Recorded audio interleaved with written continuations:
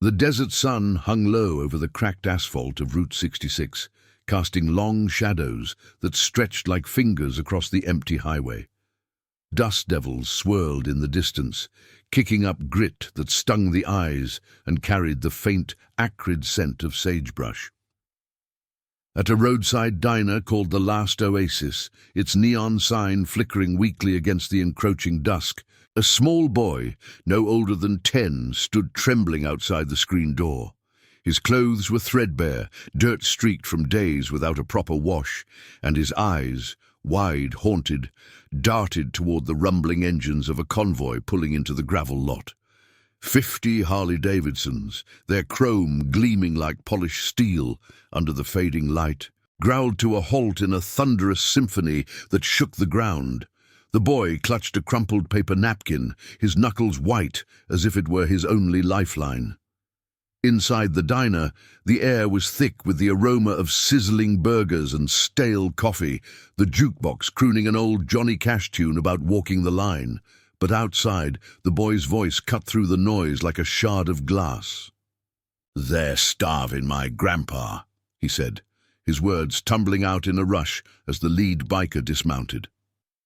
The man was broad-shouldered, his leather vest patched with the emblem of the Iron Vow, a coiled serpent around a broken chain, faded from years of wind and weather. His name was Jacob Harlan, a veteran of forgotten wars, his face etched with lines from losses that no medal could erase. He'd ridden with the Iron Vow for 2 decades, a brotherhood forged in the fires of shared scars, bound by promises whispered in foxholes and hospital beds. Jacob paused, his boot crunching on the gravel, and knelt to the boy's level, the scent of motor oil and worn leather rising from his jacket. The boy, Ethan, had been waiting there for hours, his small frame silhouetted against the diner's glow. He'd hitchhiked from a dusty town 20 miles back, where the nursing home loomed like a forgotten fortress on the outskirts.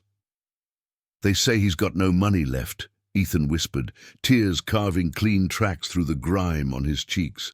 "The people there, they lock the fridge at night.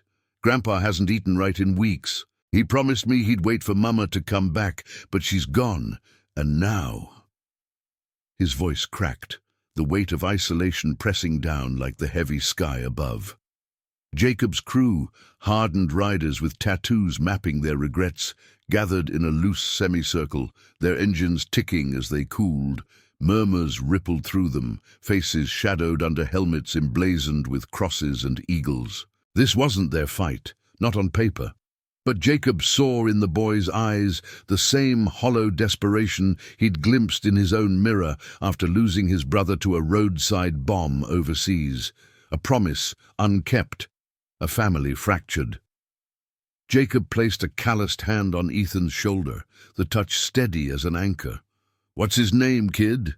he asked, his voice gravelly but kind, like thunder rolling soft over the plains. "Samuel," Ethan replied, unfolding the napkin to reveal a scribbled address in shaky pencil. Jacob nodded, standing tall as the sun dipped below the horizon, painting the sky in streaks of crimson and gold. He turned to his second-in-command, a wiry woman named Riley, with silver-streaked hair and a scar across her jaw from a bar fight turned revelation. "Brothers and sisters," Jacob called out, his words carrying the weight of oaths renewed. "We've all got ghosts riding shotgun, promises we made to the ones who raised us, who fought beside us. This boy's grandpa, he's one of us now. We ride for him, tonight." The convoy ignited like a beast awakening, headlights piercing the twilight as they formed up. Ethan climbed onto the back of Jacob's bike, his small arms wrapping around the biker's waist, the vibration humming through his bones like a lullaby of hope. They tore down the highway, the wind whipping past in a roar that drowned out the boy's sobs. The nursing home appeared on the horizon, a squat building with barred windows and a chain-link fence that rattled in the breeze. As they pulled into the lot, tires screeching on faded pavement, the staff inside froze, nurses in crisp uniforms exchanging uneasy glances at the influx of leather-clad figures. Jacob dismounted first, Ethan at his side, and strode through the front doors, the bell jingling like a warning. The air inside was sterile, laced with the faint tang of antiseptic and something sour, like neglect left too long. Samuel's room was at the end of a dim hallway, the door ajar, revealing a frail man in a threadbare robe, his skin pale as parchment, eyes sunken from hunger's cruel grip.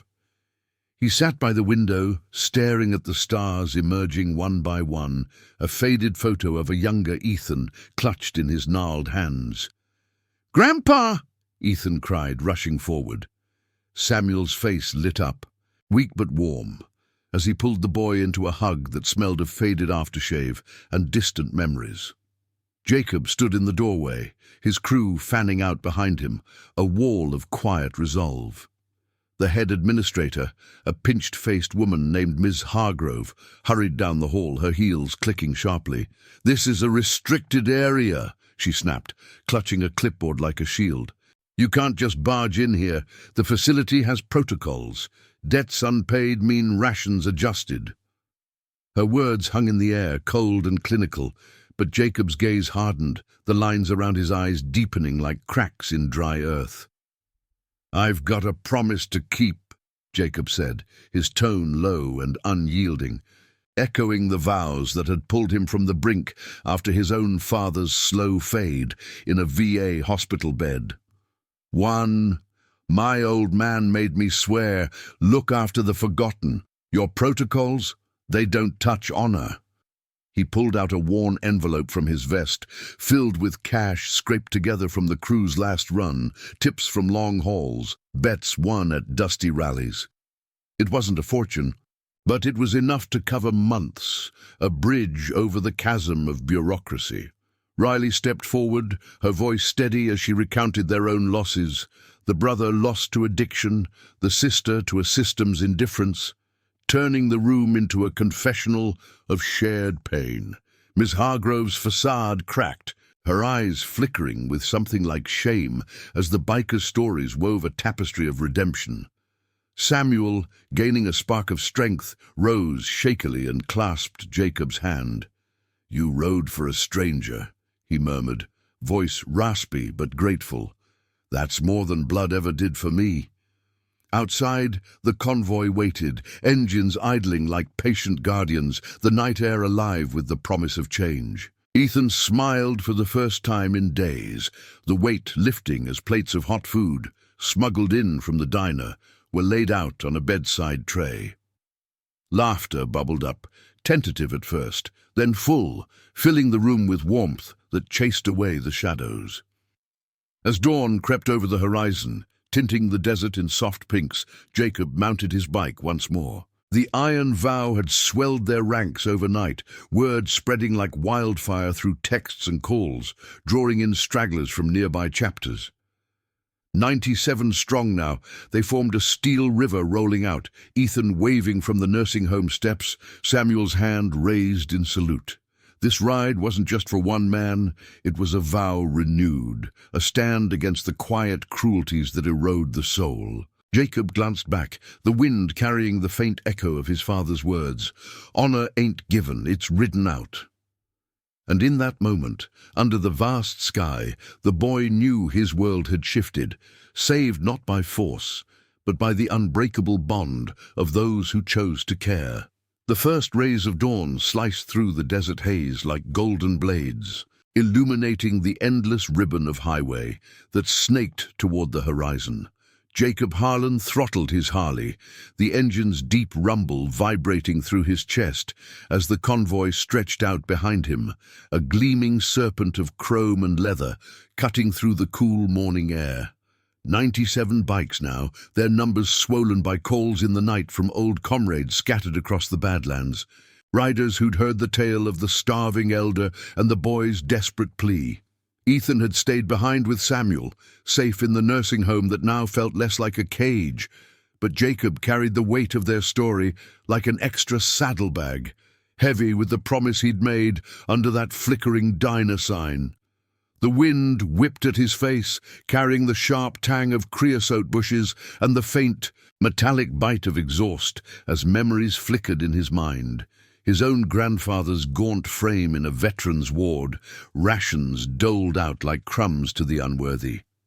Miles blurred into the past as the group veered off the main route, tires crunching over gravel side roads that led to the dusty outskirts of Eldridge Hollow, a forgotten speck on the map, where the nursing home squatted like a weary sentinel. Jacob signaled a halt at a roadside pullout, the convoy fanning out in a disciplined arc, engines cutting off one by one until silence settled, broken only by the distant cry of a hawk wheeling overhead. Riley pulled up beside him, her bike kicking up a plume of red dust that settled on her boots like cinnamon. She removed her helmet, shaking out her silver-threaded hair, her eyes sharp as she scanned the horizon. That administrator, Hargrove, she folded too easy, Riley said, her voice low, laced with the skepticism of someone who'd stared down corrupt sheriffs and bent judges in her riding days. Paid the bill, sure, but I saw the way she clutched that clipboard, like she was hiding ledgers full of ghosts. Jacob nodded, dismounting with a creak of leather, his boots hitting the parched earth. He pulled a thermos from his saddlebag, the coffee inside still hot from the diner's all-night brew, its aroma mingling with the dry scent of sun-baked clay. Around them, the crew gathered, veterans like Marcus, a burly ex-Marine with a prosthetic hand that gleamed in the light, and Lena, a nurse who'd traded scrubs for leathers after losing her brother to a systems oversight. They formed a circle, faces weathered by sun and sorrow, sharing smokes and quiet words. "Samuel's not the first," Jacob said, passing the thermos. "My old man told stories of places like that. Facilities bleeding folks dry, pocketing funds meant for the weak, promises broken in boardrooms, not battlefields." His voice carried the gravel of conviction, stirring nods from the group. This ride had started for one man, but it echoed the oaths that bound the iron vow. Loyalty to the overlooked, justice carved from the stone of personal honor. As the sun climbed higher, burning away the morning chill, a lone pickup rattled toward them from the direction of Eldridge Hollow. It pulled up short, dust swirling around its rusted fenders, and a wiry man in faded overalls stepped out, his face lined like cracked leather. He was Caleb, Samuel's old neighbor, hands trembling as he clutched a manila envelope stained with coffee rings. "Heard you folks rode in last night," Caleb said, glancing nervously over his shoulder as if expecting shadows to follow. "Samuel's a good man, fought in the sands overseas, came back to nothing but debts and a grandson to raise. But that place, it's not just short on food. They're skimming, hiding records. I saw Hargrove's car at the county office late, burning papers in a barrel." His words hung in the air, igniting murmurs among the bikers. Jacob took the envelope, unfolding yellow documents inside, receipts for meals never served, bills inflated like balloons about to burst, signatures forged in haste. The revelation hit like a sudden storm, thunder rumbling in the distance as dark clouds gathered on the edge of the sky. Riley's scar twitched as she leaned in, her fingers tracing the ink. "This ain't oversight," she growled. "It's theft, plain and wrapped in white coats. Samuel's promise to that boy, raising him after the mother vanished. It's being starved out by greed." Jacob's jaw set, memories flooding back of his father's final days, whispering of a life insurance payout that vanished into hospital fees, leaving only regrets. He crumpled the papers, the sound crisp against the wind, and turned to the crew. "We came for one vow," he said, his tone steady as the heartbeat of the group. "But honor demands we chase the route. Ride with me to the county seat. Uncover what's rotting under the surface." Affirmations rippled through them, fists raised, engines revving in agreement, as Caleb nodded, relief etching his features. The convoy reformed, a force now fueled by righteous fire, roaring back toward civilization's fringes. By midday, they arrived at the squat brick building that housed Eldridge County's offices, its flag limp in the humid air. The parking lot was sparse, but heads turned as the bikes encircled it like wolves around a den.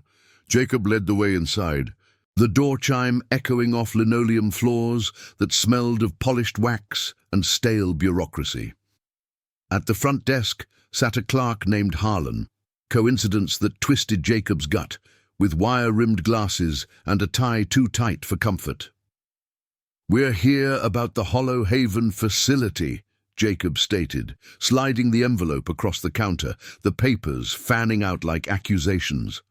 Harlan's eyes widened, sweat beading on his brow as he stammered excuses about audits pending, funds allocated fairly. But Riley, ever the sharp edge, pressed forward, her voice cutting through the pretense. "Fair? Tell that to the elder wasting away, or the boy who hitched a ride for help. We've got witnesses, records. Your system's promises are as empty as those fridges." Tension thickened the air, the clerk's fingers drumming nervously on the desk as footsteps approached from the back hall. Out stepped a suited man, broad and officious, introducing himself as Director Ellis, the overseer of county welfare. His smile was oily, words smooth as he offered coffee and delays. Investigations would take time, protocols to follow. But Jacob stood unmoved, his presence a wall of quiet authority, backed by the murmur of boots in the corridor as more bikers filtered in. "Time's what killed men like Samuel," Jacob replied, his gaze locking with Ellis's. "We don't wait for permission to keep a vow. Expose this, or we'll ride it into the light ourselves." The room held its breath, the moral weight pressing down until Ellis's facade slipped, a flicker of guilt or fear crossing his face. He agreed to an immediate review, phones ringing out to summon auditors from the next county over. Outside, as the sun beat down mercilessly, turning the lot into a shimmering oven, the crew waited in vigilant clusters, sharing water from canteens and stories of their own battles against indifference. Marcus spoke of his hand, lost to a factory accident covered up by bosses, while Lena recounted pulling shifts at underfunded clinics, watching the vulnerable slip away. Their tales wove a bond tighter than blood, a chosen family forged in the crucible of shared scars. Jacob stepped out, the door swinging shut behind him, and lit a cigarette, the smoke curling upward like a signal flare. The fight was far from over.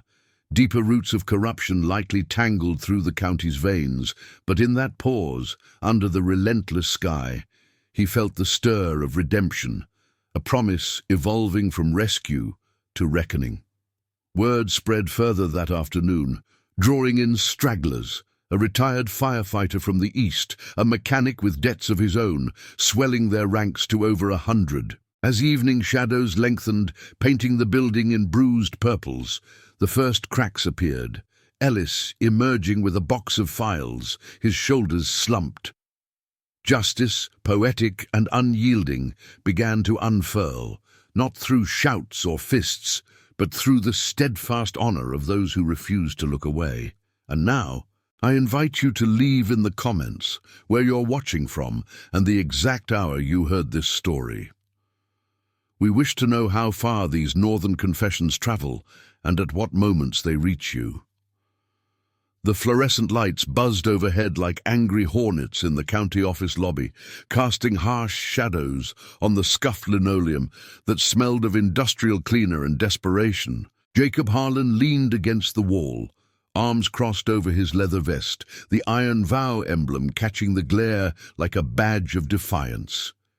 Outside, the afternoon sun baked the parking lot, turning the air thick and shimmering, while the distant rumble of idling engines reminded him of the crew's unwavering presence, a living promise against the tide of indifference. Director Ellis had retreated to his office with the auditors, doors clicking shut like reluctant confessions, but the weight of waiting pressed on Jacob's shoulders, stirring ghosts from his own history. The sterile hum of a hospital room where his father had withered, bills piling like unanswered prayers, a vow to never let the system claim another soul unbroken. Riley paced nearby, her boots echoing softly, the silver in her hair glinting as she shot glances at the clerk, Harlan, who now avoided eye contact, shuffling papers with feigned busyness. "This place reeks of cover-ups," she muttered, pulling a stick of gum from her pocket and popping it in, the sharp mint cutting through the stale air. Marcus joined them, his prosthetic hand flexing with a faint whir, a remnant of a warehouse collapse that bosses had blamed on worker error.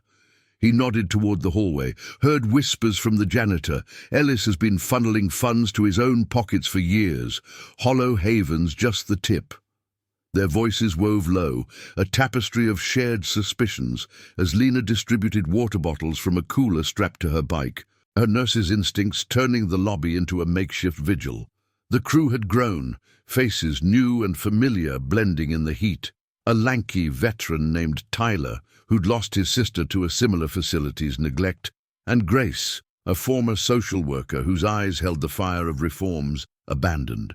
Hours ticked by, the clock on the wall mocking their patience with its steady click, until the door to Ellis's office swung open. An auditor, a stern woman in a grey suit named Ms. Caldwell, emerged first, her briefcase clutched tight, face pale as fresh linen. Behind her, Ellis followed, sweat staining his collar, his earlier polish cracked like dry riverbed. "We've reviewed the initial files," Caldwell announced, her voice crisp over the hum of the air conditioner. She spread documents on the front desk. Ledgers yellowed with age, entries crossed out in frantic ink, transfers to offshore accounts masked as administrative fees. The room fell silent, the bikers drawing closer, their shadows merging into one formidable form. Jacob stepped forward, his gravelly tone cutting the tension. "How many like Samuel? How deep does this go?" Caldwell hesitated, glancing at Ellis, who shifted like a man cornered. "Dozens," she admitted finally, her words heavy.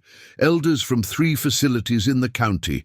Meals cut, meds delayed, all to pad private gains. Samuel's case. It's emblematic. The boy's plea brought it to light. Ellis's facade shattered then, his hands trembling as he sank into a chair, the wood creaking under him. It started small," he whispered, eyes darting to the floor, where scuff marks told tales of hurried exits. "Budgets slashed by the state, demands from above. I thought I was protecting jobs, the system itself." But his excuses rang hollow, met by Riley's sharp intake of breath, her scar pulling tight. "Protecting? You starved the vulnerable while lining your nests. Samuel raised that boy alone, after his daughter vanished, a promise to keep him safe now poisoned by your greed."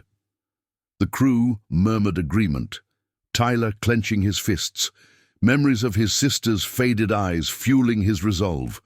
Jacob felt the echo in his bones, his father's last words, a ragged plea to fight the machine sun, resurfacing like exhaust in the wind. He placed a steady hand on Ellis's shoulder, not in anger, but in the quiet force of judgment. "Redemption starts with truth. Name the others. Help us write this." As the sun dipped lower, painting the windows in fiery oranges, Caldwell coordinated calls to the State Oversight Board, her phone pressed to her ear amid the lobby's growing chaos, faxes whirring, clerks scrambling to pull more records. The bikers didn't gloat, instead they formed a human chain, passing files hand to hand, their leathers brushing like whispers of solidarity. Grace uncovered a photo tucked in one dossier. A group of elders at Hollow Haven, faces gaunt but smiling, arms linked in defiance of their plight. "These are the forgotten promises," she said softly, passing it to Jacob, who traced the lines of strangers' lives, seeing his grandfather's reflection in their weary eyes. Outside, the convoy stirred, engines coughing to life as scouts rode out to notify families, texts flying, calls connecting dots across the Badlands. The air hummed with purpose, the scent of cooling asphalt mingling with the faint ozone of an approaching storm. Night fell swiftly, stars pricking the velvet sky like distant vows twinkling back. The office lights stayed on, a beacon in the dark. As Ellis, under Caldwell's watchful eye, began listing names, over 20 elders affected, their stories spilling out in halting confessions. A war hero denied his pension reroute, a widow whose savings vanished into fees. Jacob listened from the sidelines, the weight settling deeper, but so did the fire of the Iron Vows creed, lealdad inconditional, justice carved from moral stone.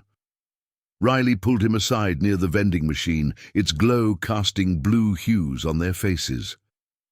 "This could unravel the whole county web," she said, her voice a mix of thrill and caution. "But what if they push back? Sheriffs, lawyers, they've got badges and briefs." Jacob nodded, the hum of the machine vibrating through him. "Then we ride harder, for Samuel, for Ethan, for every ghost we've carried. Honor doesn't bend." By midnight, the first families arrived. A trickle turning to a flood in the parking lot, headlights sweeping like searchlights over tear-streaked faces. A mother clutched a photo of her father, much like Ethan's napkin, her voice breaking as she thanked the bikers with hugs that smelled of rain-damp clothes and relief. Marcus organized them into groups, his prosthetic hand gentle on shoulders, while Lena checked pulses and offered quiet counsel, her background a bridge between pain and healing. Jacob stepped out into the cool night air, the gravel crunching under his boots, and lit a cigarette. The flame flickering against the wind. The storm clouds had gathered fully now, thunder grumbling low like the convoy's engines at rest. Word had reached Samuel and Ethan. A call from the nursing home confirmed meals arriving by the truckload, courtesy of diner donations rallied by the crew. But deeper shadows loomed, rumors of higher-ups in the state capital, threads pulling back to Ellis's superiors. As lightning forked across the sky, illuminating the faces of the assembled in stark relief, Jacob felt the shift. This wasn't just a rescue anymore, but a reckoning, a promise expanding to encompass the broken. The Iron Vows stood ready, their numbers holding steady at over 100, a chosen family bound by scars and oaths. Ellis emerged then, pale under the lot's sodium lamps, a list in hand. "The board's involved now," he said, voice steadier, "but it won't be clean. They'll fight to bury this." Jacob exhaled smoke, watching it twist upward. "Let them. We've ridden through worse storms." The night pulsed with anticipation, the moral tide turning as the first raindrops pattered down, washing the dust from the horizon. A cleansing for the battles yet to come. Rain lashed the county office windows in relentless sheets, turning the parking lot into a mirrored sea under the sodium lights, where the Iron Vows bikes stood like steadfast sentinels, their chrome dulled by the downpour. Jacob Harlan wiped water from his brow, the droplets cold against his skin, mingling with the acrid smoke of his cigarette as thunder rolled overhead, a deep growl that echoed the turmoil brewing inside. The air hung heavy with petrichor and tension, the scent of wet earth rising from the cracks in the asphalt, while families huddled under tarps rigged by the crew, their faces illuminated in flashes of lightning, eyes wide with a mix of hope and fear, voices murmuring prayers for the elders they'd come to claim. Ellis lingered on the stoop, his suit soaked and clinging, the list in his hand now a soggy testament to his unraveling secrets. "The state's sending investigators by morning," he said, voice barely audible over the storm's roar, "but they'll circle the wagons, men higher up with lawyers thicker than thieves." Jacob nodded, flicking his cigarette into a puddle where it hissed and died, the embers glow fading like a broken oath. He turned to Riley, who stood nearby, her leather jacket beaded with rain, the scar on her jaw stark in the erratic light. "We don't wait for wagons," she replied, her words sharp as the wind whipping through the lot. "Gather the scouts. Tyler, Grace, ride to the other facilities. Check on those names Ellis spilled. No more waiting in the dark. Tyler, the lanky veteran with eyes shadowed by loss, mounted his bike without hesitation, the engine coughing to life amid the deluge, while Grace followed, her ponytail sodden, but her resolve unyielding. They peeled out, tail lights blurring into the sheets of rain, heading for the scattered nursing homes dotting the county's fringes, places where promises to the vulnerable had been bartered away for profit. Inside, the lobby had transformed into a war room of sorts, fluorescent bulbs flickering as the storm raged, casting jittery shadows on the walls lined with faded posters of community aid that now seemed like cruel ironies. Ms. Caldwell pored over files at the front desk, her grey suit rumpled, coffee stains blooming on the sleeves from hurried sips. Marcus loomed beside her, his prosthetic hand steady as he sorted documents, the faint whir of its mechanics a counterpoint to the rain's patter. "Look here," Caldwell said, sliding a ledger forward, her finger tracing columns of discrepancies. Funds allocated for nutritional programs, diverted to private accounts, meals logged as served but never delivered. Lena leaned in, her nurse's gaze clinical yet compassionate, the scent of antiseptic still clinging to her from a quick check on the arriving family member's frail kin. "This isn't just greed," she murmured, voice thick with the weight of her own past shifts in understaffed wards. "It's a chain of neglect, link by link. Elders like my aunt, fading because someone upstairs decided dollars mattered more than dignity." Jacob paced the room, boots leaving wet prints on the linoleum, his mind replaying Samuel's gaunt face, the boy's desperate napkin clutched like a flag of surrender. The Iron Vows creed pulsed in his veins. Lealdad inconditional, a family chosen in the crucible of hardship, not born of blood but forged in fire. Whispers from the families filtered in. A daughter recounting her father's confusion over missing medications, a son describing locked pantries in a home called Sunset Ridge. The stories intertwined, a web of quiet cruelties that ignited a fire in Jacob's chest, hotter than the storm outside. He stopped at the window, watching lightning illuminate the horizon, where distant hills loomed like silent judges. "We've all carried this," he said to the group, his gravelly tone drawing eyes. "Promises to our own, fathers, brothers, the ones who held us when the world cracked. This ride honors them all." As midnight deepened, the door burst open, admitting a gust of wind and a drenched figure. Caleb, Samuel's neighbor, his overalls plastered to his frame, clutching a battered USB drive. "From Hollow Haven's back office," he gasped, water pooling at his feet. "Snuck in after you left, Hargrove's computer. Password was her dog's name, easy as pie." Caldwell snatched it, plugging it into a nearby terminal with trembling hands, the screen's glow bathing their faces in blue. Files unfolded like dark petals, emails chaining Ellis to a shadowy consultant in the capital, contracts siphoning state grants into shell companies, names of elders marked for cost reduction. One entry hit like a gut punch, a proposed shutdown of Hollow Haven to streamline resources. Samuel's name circled in red. Riley's breath caught, her fist slamming softly on the desk. They were going to erase him. The boy, the promise, all of it. The revelation rippled through the room, families pressing closer, sobs mingling with the thunder.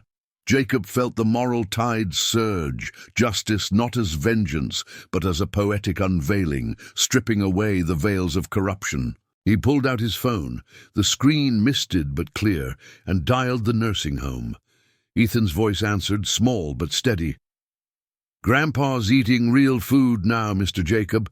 The doctors say he's stronger already."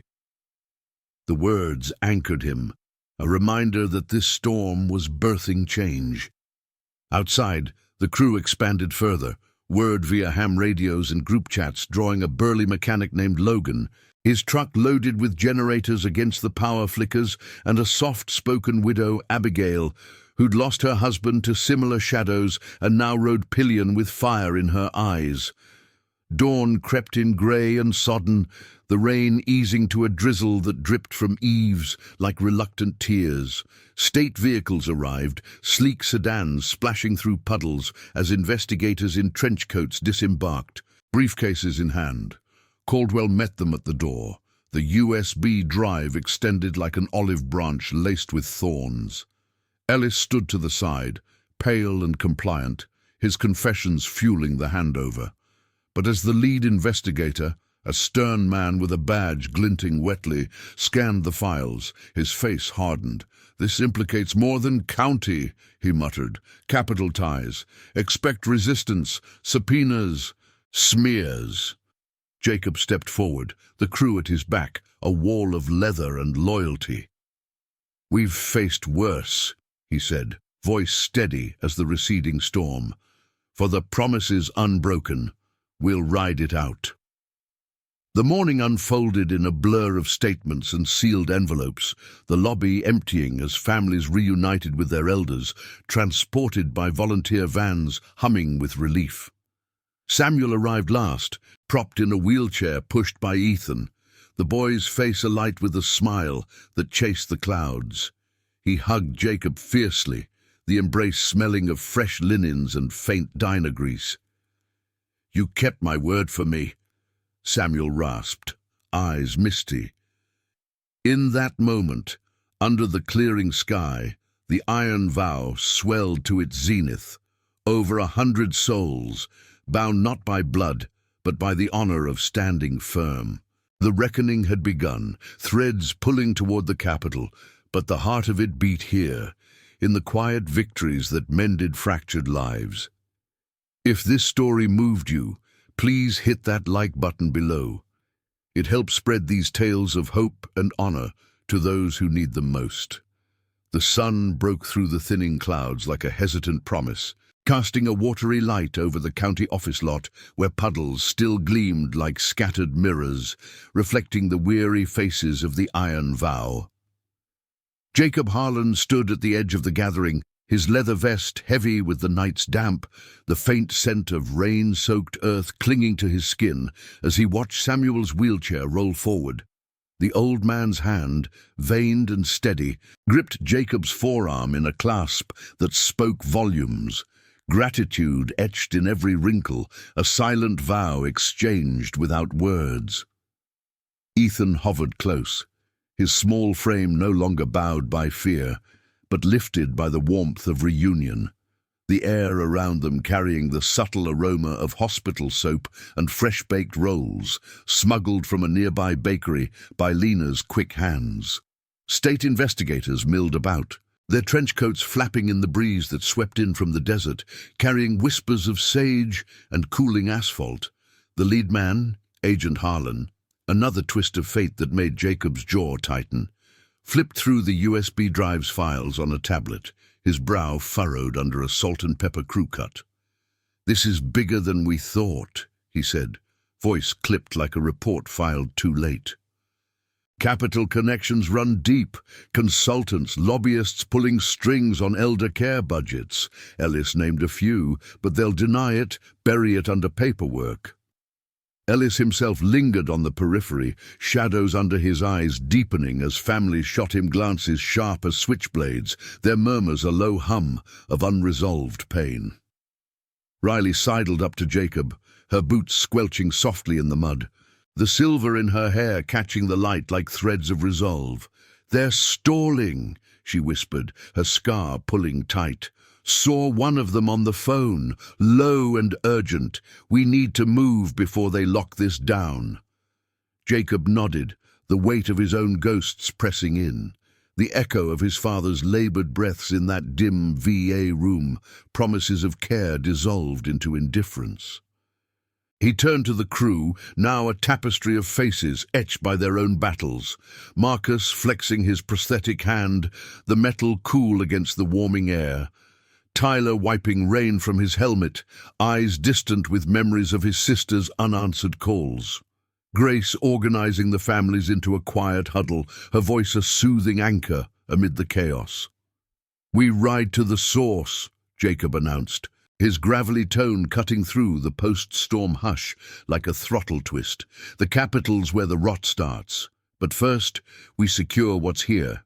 Get those elders home, make sure the facilities cough up the truth. Affirmations rippled out, fists bumping in solidarity, the chosen family igniting like engines priming for the long haul.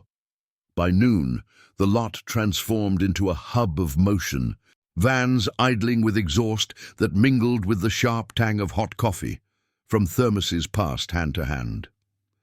Caleb coordinated transports, his wiry frame bustling as he loaded wheelchairs and duffels, the manila envelope from earlier, now a relic of the night's victories. Samuel was wheeled to a waiting SUV, Ethan climbing in beside him, the boy's hand waving from the window as they pulled away, tires hissing over wet gravel. "Tell the others we're square now," Samuel called out, his raspy voice carrying on the wind. "But don't stop riding for the rest." Jacob watched them go, a pang twisting in his chest, not just relief, but the stir of a larger oath, one that bound him to strangers' stories, as surely as his brother's faded dog tags hung from his mirror. Word spread like exhaust trails across the Badlands, drawing more to the fold. Logan, the burly mechanic, arrived with his truck rumbling, toolbox clanging as he jury-rigged charging stations for the investigators' devices against the flickering power lines. Abigail rode in on a borrowed bike, her widow's eyes fierce, sharing tales of her husband's slow fade in a state-run ward, funds siphoned while she scraped by on night shifts. The Iron Vow swelled past 120, a river of leather and chrome forming ranks in the adjacent field, engines ticking as they cooled, the air alive with the low buzz of determination. Agent Harlan approached Jacob then, tablet in hand, the screen's glow harsh against the midday sun. "You've got pull here. Families vouching, evidence stacking, but the capital's a fortress. Deputy directors, assemblymen with deep pockets, one wrong move, and this all gets labeled vigilantism." Jacob met his gaze unblinking, the lines around his eyes deepening like furrows in sun-cracked soil. "Vigilantism? This is honor, plain as the road we ride. My old man swore me to it. Protect the weak when the suits turn blind. We've got names. Files, souls who won't stay silent." Harlan paused, something flickering in his expression. Recognition, perhaps, of the moral chasm between badge and brotherhood. He handed over an encrypted drive, coordinates for the next facility blinking on its face. "Sunset Ridge, 20 miles east. Reports match. Meals cut. Records fudged. Go, but keep it clean. We're tailing with warrants." The agent clapped Jacob's shoulder. A bridge extended across divides as thunder rumbled faintly in the retreating clouds, a reminder of storms weathered. The convoy ignited mid-afternoon, a thunderous wave rolling out from the county seat, dust kicking up in plumes that danced in the sunlight like celebratory smoke. Jacob led, wind rushing past with the clean bite of ozone, his mind mapping the path ahead, Sunset Ridge, then deeper into the web, toward the gleaming spires of the capital where decisions dripped like slow poison. Riley rode flank, her bike humming steady, while scouts like Tyler veered ahead, phones buzzing with updates from families already en route. The highway stretched endless, mirages shimmering on the horizon, but the group's rhythm was unbreakable. Pauses for water at dusty pullouts, shared smokes under cottonwoods that whispered in the breeze, stories exchanged like fuel for the soul. At Sunset Ridge, the facility loomed squat and unassuming, its fence rattling in the gusts, windows reflecting the approaching armada like wary eyes. Staff emerged warily as bikes encircled the lot, engines cutting to a respectful purr. The director, a harried man named Voss, met them at the gate, clipboard trembling in his grip. "We heard about Hollow Haven," he stammered, sweat beading despite the cooling air. "Audits incoming, please, no trouble." But Jacob dismounted, his presence a quiet storm, and held up the drive. "Trouble's what you made for them inside. Show us the ledgers." For the promises you broke. Voss hesitated, then led them in, the hallway's fluorescent hum giving way to rooms where elders stirred, faces lighting at the influx of visitors bearing care packages, fruits, blankets, the scent of home-cooked meals wafting from coolers. One woman, frail but fierce, clasped Lena's hand, her voice a whisper of wind through dry leaves. My son promised he'd visit, but the fees, they locked the doors. Tears welled as the crew uncovered more, pantries bare, bills padded, echoes of Samuel's plight. Voss cracked under the weight, spilling details of pressure from above, quotas from the capital, bonuses for efficiencies that starved the soul. Phones rang out, connecting to families, the air filling with relieved sobs and vows renewed. Outside, as the sun arced toward evening, painting the sky in ambers and reds, Jacob felt the tide swell. Justice not in clashes, but in truths laid bare, the iron vow's loyalty, a beacon pulling the corrupt into the light. Dusk settled as they rode out, the facility secured under state watch, but the capital loomed larger, its shadows lengthening. Whispers from Voss pointed to a key figure, a deputy director named Klein, architect of the skim. Jacob throttled harder, the engine's roar drowning doubts, the wind carrying the faint, hopeful cries of those they'd freed. Redemption wasn't a destination, but a road ridden with brothers and sisters of the heart, promises etched in every mile. The final stretch beckoned, fraught with resistance, but unbreakable in its moral core. The highway unfurled like a silver vein under the twilight sky, the Iron Vows convoy, a relentless pulse of headlights slicing through the gathering dusk. Jacob Harlan gripped the handlebars, the leather worn smooth from years of unyielding rides, as the wind rushed past with a howl that carried the dry whisper of desert sands and the faint, oily tang of overheated engines. Over 100 bikes now, their formation a testament to the call that had spread like wildfire.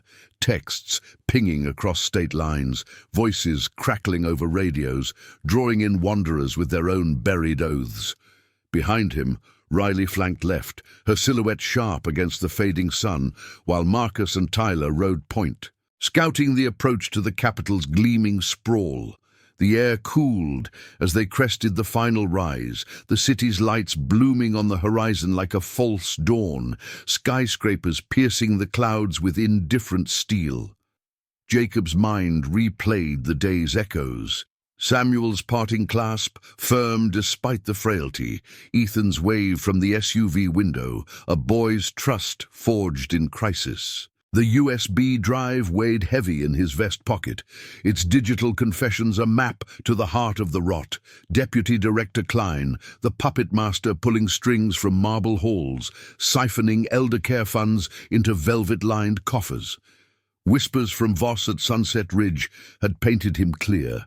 A silver-tongued official with a corner office overlooking manicured lawns, his decisions dooming the vulnerable to shadows while he toasted donors at galas. No more, Jacob thought, the engine's vibration thrumming through him like a vow renewed. This ride wasn't vengeance, it was reckoning, the quiet force of honor crashing against corruption's polished facade. They hit the city limits as night fully claimed the sky.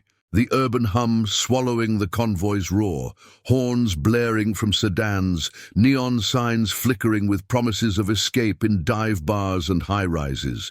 The state capitol building loomed ahead, its dome floodlit in stark white, columns like teeth guarding secrets. Jacob signaled a pull-off in a shadowed plaza nearby, tires crunching over gravel mixed with urban grit. The scent of rain-damp concrete mingling with exhaust. Engines cut one by one, silence settling heavy, broken only by the distant wail of sirens and the soft clink of helmets being stowed. The crew dismounted, a sea of leathers and determined faces. Lena checking a blister on Grace's hand, her touch maternal, Logan wiping grease from his palms, eyes scanning for tails. Abigail standing tall, Her widow's resolve, a quiet flame. Agent Harlan had tipped them off via a burner phone, Klein's office in the welfare annex, a late-night meeting with consultants to contain the fallout. Jacob led the way on foot, the group moving like a shadow brigade through alleyways lit by sodium lamps that buzzed faintly overhead. Riley fell in step beside him, her breath steady despite the pace. "They'll have security," she murmured, the scar on her jaw catching the light like a warning. "But numbers and truth, that's our armor." Jacob nodded, the group swelling with locals who joined en route. A retired assemblywoman named Olivia, her heels traded for boots after hearing the tales. A young journalist, Nathan, notebook in hand, eyes alight with the scoop of a lifetime. Over 150 now, a chosen family pulsing with the heartbeat of shared scars. The annex doors loomed, glass etched with state seals that gleamed mockingly. A guard at the entrance straightened, hand hovering near his radio, but Jacob raised empty palms, his voice gravelly and even. "We're here for Director Klein, families waiting outside, stories that can't wait till morning." The guard's eyes flicked to the plaza, where the convoy waited in vigilant lines, headlights dimmed but unyielding. Murmurs from within reached them, voices sharp with urgency, as the door swung open under pressure from Agent Harlan, who emerged with a nod, his trench coat rumpled. "He's cornered," the agent said low. "Files from the counties hit his desk an hour ago, but he's lawyered up." Inside, the lobby's marble floors echoed their boots, the air conditioned to a sterile chill that carried hints of polished wood and stale briefcases. Elevators hummed them to the 5th floor, where Klein's office door stood ajar, light spilling like spilled ink. Jacob pushed through first, the crew fanning out behind, a wall of quiet authority. Klein sat at a massive oak desk, papers strewn like fallen leaves, his face flushed under wire-rimmed glasses, flanked by 2 suited men with briefcases clamped shut. "This is trespassing," Klein snapped, rising halfway, his tie askew. "Security!" But Harlan stepped forward, badge flashing. "Official Inquiry Director, the USB, the ledgers, it's all here. Hollow Haven, Sunset Ridge, a dozen more. Funds meant for the starving, the forgotten, funneled to your campaigns and cronies." The room tensed, the air thickening as Riley placed the drive on the desk with a soft click, its contents blooming on Klein's monitor. Emails, transfers, names of elders circled like accusations. Jacob's gaze locked on the man, seeing not a villain from headlines, but a mirror to his own doubts. The temptation of easy choices in a grinding system. "You broke promises," Jacob said, his tone low, carrying the weight of foxhole oaths and hospital bed whispers. "Samuel raised his grandson alone, fought wars for this land, and you locked his fridge for profit." Ethan's eyes, haunted begging at a diner, how many more? Klein sank back, sweat beading on his brow. The consultants shifting like rats sensing flood. Families pressed in from the hall, mothers, sons, daughters clutching photos faded from tears. Their voices a rising tide. "My father promised he'd see me graduate," one sobbed. "She waited for grandkids that never came because of your cuts." Olivia, the ex-assemblywoman, stepped up, her voice steady. "I know the game, Klein, but this ends tonight. Resign, testify, or watch it all unravel in the light." The director's facade cracked, hands trembling as he gripped the desk, confessions spilling in halting bursts, pressures from lobbyists, a web of favors that started as survival but twisted into greed. No fists flew. Instead, the room filled with the raw poetry of truth, Harlan's recorder capturing every word, the moral weight bowing Klein until he nodded, broken. Outside, as dawn's first blush tinted the dome pink, the plaza stirred to life. News vans arrived, drawn by anonymous tips, cameras flashing like judgment's eyes. The Iron Vow stood sentinel, engines idling softly, the air alive with the scent of fresh coffee from thermoses and the earthy promise of morning dew. Samuel and Ethan had called earlier, the boy's voice bright. Grandpa's walking the hall now, Mr. Jacob. Thank you. Jacob lit a final cigarette, smoke curling toward the lightening sky, watching Klein escorted out in cuffs, the web fraying thread by thread. Families reunited in hugs that smelled of relief and rain-washed streets. Elders wheeled from holding vans with blankets draped warm. The convoy formed up one last time, a river of chrome rolling out as the city woke, horns saluting from passing trucks. Jacob glanced back at the Capitol, its lights dimming, and felt the scars ease. The vow to his father fulfilled, not in glory, but in the quiet mending of lives. Redemption rode with them, a legacy of honor etched in miles, binding the chosen family tighter than chains. Under the vast sky, promises endured, unbroken. Thank you for riding with us through this tale of courage and unbreakable bonds. If it touched your soul, please subscribe for more stories that honor the heart's quiet heroes. We'd be grateful to have you along for the journey.